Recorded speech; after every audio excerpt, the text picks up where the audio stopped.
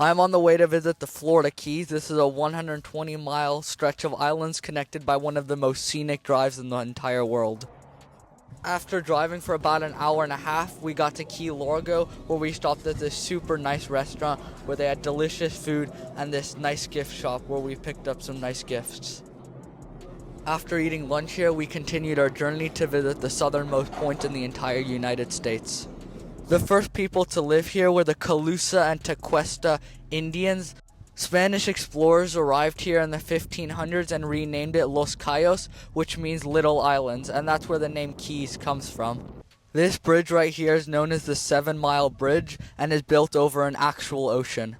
By the 1800s, Key West had become one of the wealthiest cities in America due to shipwreck salvaging, sponging, and cigar making. There were also lots of famous people who lived here, such as President Harry Truman. During World War II, the Keys became a huge naval outpost for the U.S. Navy, but after that, tourism took off.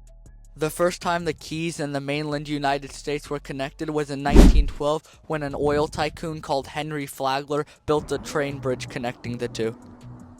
Once we finally arrived in Key West, we started off by going to this super pretty beach. We walked down the sidewalk, and once we got there, there were palm trees, a sandy beach, and there was even a wedding going on at the same time. Another cool thing about the Keys is that they declared independence from the United States in 1982 after the U.S. Border Patrol set up roadblocks at the top of the Keys to check for drugs and illegal immigration.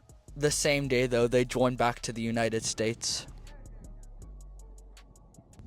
I made it out here on this super cool pier. The view from out here is incredible. There's like a cruise ship over there, and then you have a view of the beach and there's also a certain species of chicken called the Key West chicken that roam all over Key West. They walk everywhere they want to, kind of like they control the island. After watching some chickens and going to the pier, we went to something I was really looking forward to, the southernmost point in the entire United States.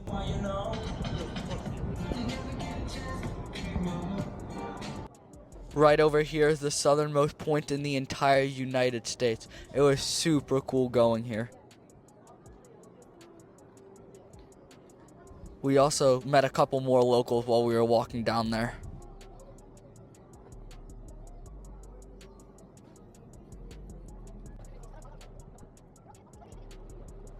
This right here is the southernmost point in the entire United States of America. It's only 90 miles from Cuba, so super close to Cuba.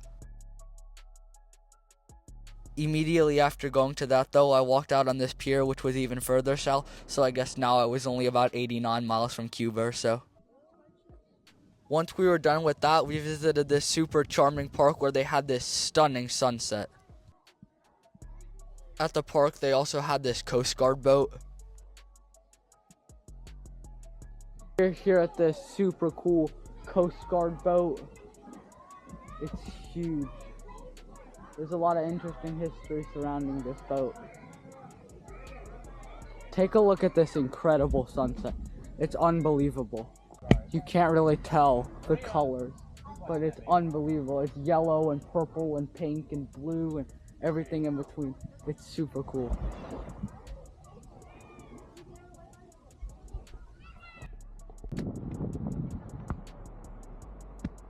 Now heading out of Key West, it was super cool here. There's a beautiful sunset behind me still a little bit.